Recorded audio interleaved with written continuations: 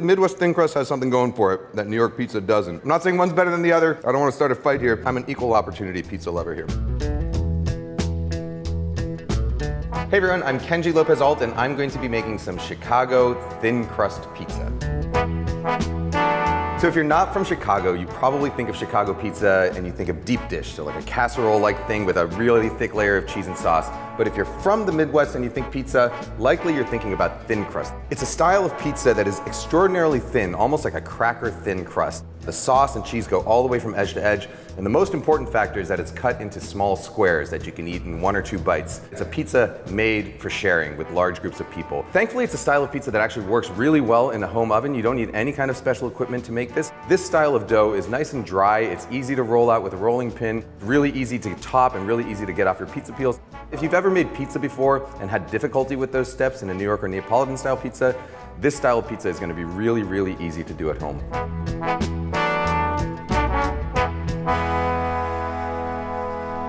Chicago-style thin crust pizza, it's a style of pizza that originated probably in Chicago. Some people maybe say St. Louis, but thin crust pizza most likely originated in Chicago, in the taverns of Chicago. This is during Prohibition in the 1920s. The basic ingredients are very similar to any dough you're going to see. There's going to be flour, salt, yeast, a little bit of sugar in this one, water, and some kind of fat. In this case, we're using olive oil. The main difference between this style of dough and, say, a New York-style pizza dough, though, is going to be the ratio of ingredients. It's going to be really different. It's a much drier dough and a much more oily dough. So almost like the ratios of a cracker as opposed to pizza crust, which makes sense because this is a very crackery pizza crust. All right, so to make the dough, we're going to start 300 grams of all-purpose flour. You do want to use a scale for this. You don't want to go with volume. You always want to work with grams or ounces when you're talking about flour, just because flour compresses differently. So when you do it by weight, you're always going to have the same amount of flour. 7 grams of salt, so that's about 2.5% salt. 7 grams of sugar. This is 1 gram of instant yeast. We're just going to mix our dry ingredients together. When we add the water in here, what we don't want is for there to be a pocket of really salty water next to the yeast. That's going to immediately kill it all. So you want to mix this all up a little bit just so you don't accidentally hurt your yeast.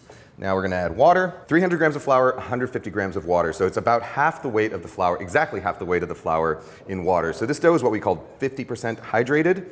A typical pizza dough would be closer to 60 to 65% hydrated, so a lot more water in there than what we're putting in here. We make up for some of that lack of water by adding an extra large amount of oil. So this is 30 grams of oil. What we call the effective hydration would be the combination of water plus oil compared to the flour. So the effective hydration of this dough is 50% water plus 10% oil, making it a total of 60%. We're going to pop it into our stand mixer with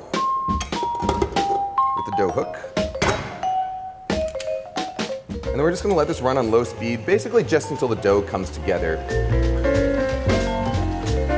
Sometimes I like to get in there with a spatula on the side, which is probably not recommended. I got on my fingers still, so I'm okay. I've never ruined a spatula either. No, I think as long as you're along the edge, you're pretty good. Yeah.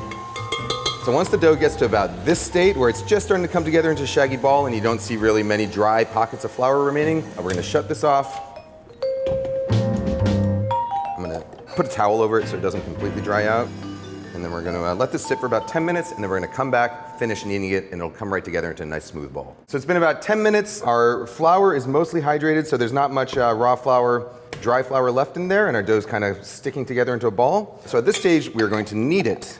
The idea here is that we want to develop some gluten, a little bit of gluten.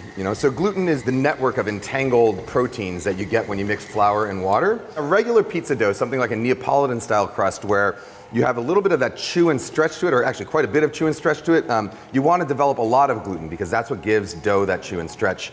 With this style of dough, however, we want it to be more crackery. We want the dough to be what's called short, as opposed to long. We're really trying to actually limit the amount of gluten we're developing. The oil goes a long way in doing that because the oil, what it does is it kind of coats the molecules of protein and it prevents them from really binding together too tightly. So the high ratio of oil along with the low ratio of water is what's going to make our dough really nice and short. So we're going to mix this just for about 5 minutes, just so it comes together into a nice smooth, silky ball. If you don't have a stand mixer, by the way, this is also a real easy dough to work with by hand. It'll probably take a good sort of 10 minutes or so of pretty heavy work. That could count towards your exercise for the day.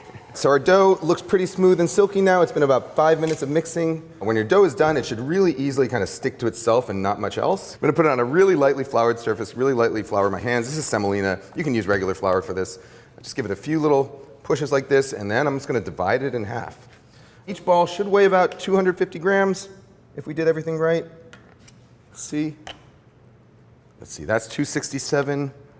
It'll be 255 grams each. I'm being real precise here. It doesn't matter that much. A 5 gram difference in your dough is not going to make any difference at all.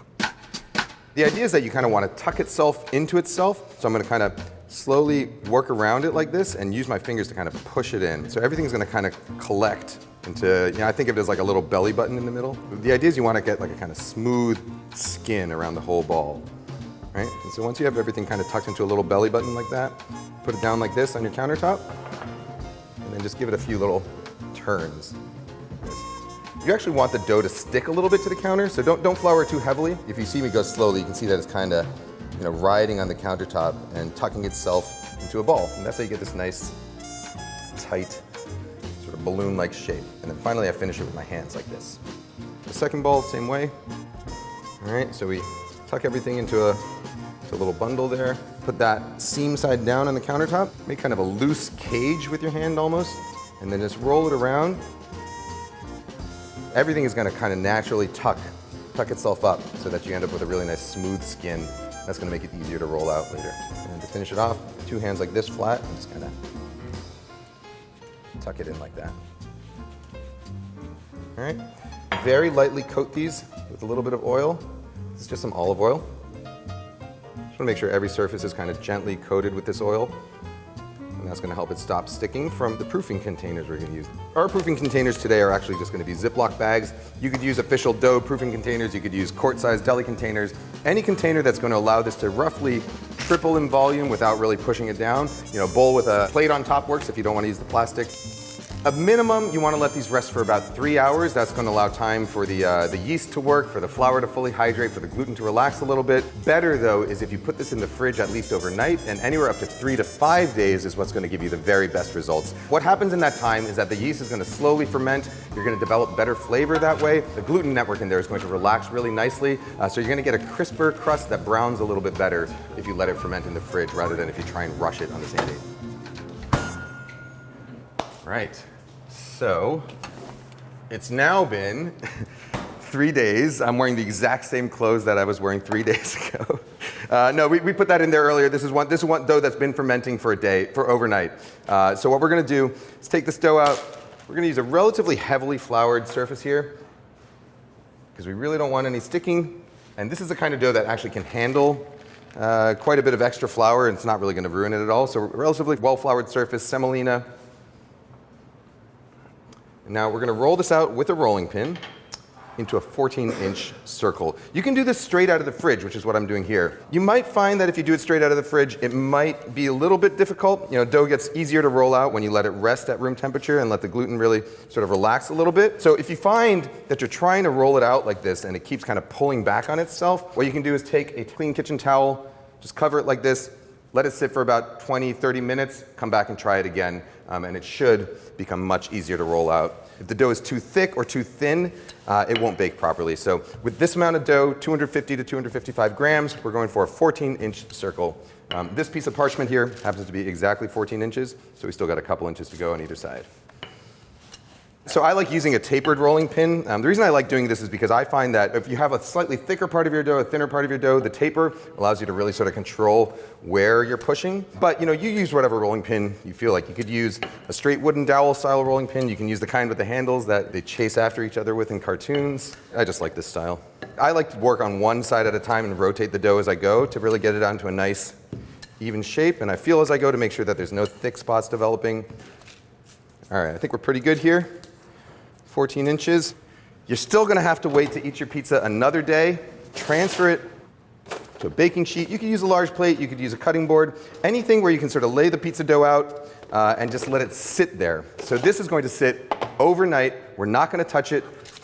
Overnight at room temperature, uncovered. We're going to take this dough and allow some of that excess moisture to come out. So right now we're at about 50% hydration. By the time this dries out overnight, by the time the dough cures, you end up at around an effective hydration of around 30 to 35%, so extremely low hydration, about half of a normal pizza dough. This is a step that Not every restaurant in Chicago, not every restaurant in the Midwest is going to do it. It comes out almost the texture of cured leather. And that's what's going to make it really easy to top, really easy to pop into the oven, and most importantly, give it that really extra crispy texture. All right, so here we are on bake day. It's been another day. This dough has cured overnight. I'm still wearing the exact same clothes. You can see at this point now, the dough has a really dry, leathery feel, and when you pick it up, I think of it, if you've ever seen Who Framed Roger Rabbit, it looks like to me like one of those Acme portable holes.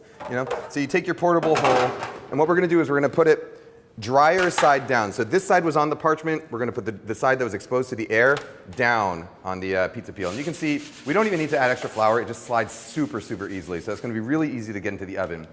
The oven, by the way, we've preheated to 500 degrees, and we have a baking stone preheating in there as well. All right, so we're going to top this all up. A Chicago-style pizza sauce tends to be heavily seasoned. So like a New York-style pizza sauce could be as simple as just canned tomatoes that are crushed with some salt. A Chicago-style pizza sauce, a Midwest-style pizza sauce is going to have a lot more ingredients. This one has fresh garlic, granulated garlic, Italian seasoning here, so there'll be a combination of oregano and marjoram, basil. Dried is just fine. There's also a little bit of tomato paste in here. So some restaurants will cook their sauce down to give it a really more sort of rich, savory flavor.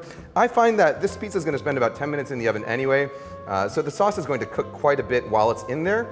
So I don't bother pre-cooking my sauce. I let all the cooking happen on the pizza itself. We're going to spread all the way to the edge here, and that's pretty important. If you don't do that, the edges really tend to burn because we're going to be baking this for quite a long time, and the dough is already pretty dry. Before I put the sauce on, I should have docked the dough.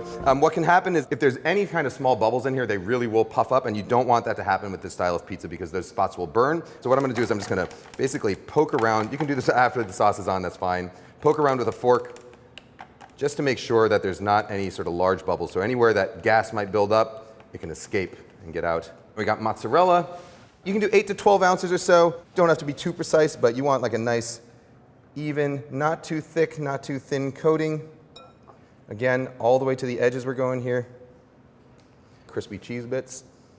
I love the way that tastes. A couple ounces of Romano. You can do Parmesan if you want. You can skip it if you'd like. You can do whatever toppings you like. I'm going to do a pretty classic one, which is sausage. All of these pizza joints, the taverns that started in Chicago, they were close to the Union stockyards, so very plentiful and cheap pork and cheap sausage. So sausage became almost a de facto topping in Chicago. Most of the rest of the country, you find pepperoni. In Chicago, sausage is going to be your default meaty topping. So we're going to take raw sausage here, Italian sausage, and we're just going to apply it in little nubs. It is important that you use raw sausage here. It's all going to cook on the pizza. As this sausage kind of cooks down, the fat from it's going to render out. It's going to mingle with the cheese, and it becomes sort of an essential part of the flavor of this. So little balls like this, dolloped all over.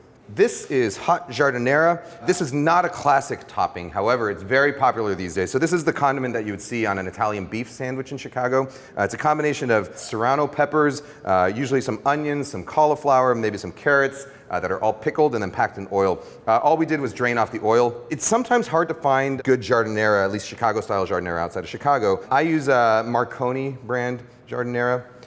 You can order it online. You can see this slides really easily. This is about as easy as a pizza is ever going to slide on a pizza peel.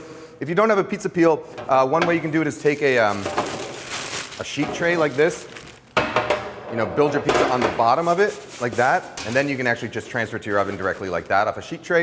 You could also use a piece of cardboard. All right, so I'm going to go pop this into that preheated oven, right onto the stone, and that's going to take about 10 minutes. All right, it's been about 10 minutes, actually about 12 minutes. What you're looking for is really browned, bubbly edges like this. There we go.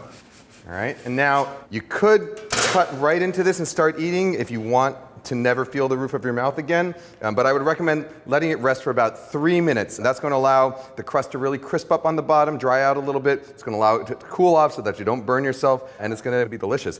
One thing to note, I used low moisture mozzarella for this. Low moisture full fat is what you're looking for. If you cannot find low moisture full fat mozzarella, what I would recommend is a combination of the part skim stuff plus about 50% Jack, shredded Monterey Jack cheese, which is going to help it melt like this. When it comes out of the oven, a little sprinkle of Romano or Parmesan, let that melt on there. That's going to give you some more sort of fresh cheese flavor. All the cheese on here has this kind of brown cooked flavor. This is going to give you a little bit of that fresh cheese flavor. All right, it's been 3 minutes. Our pizza's good to go. I took a little peek at the underbelly here. So this is what you're looking for, this really nice, even golden brown here. Important part, we're gonna cut it into squares. So I go for pretty small squares. I'm gonna cut it into about 6 strips that way.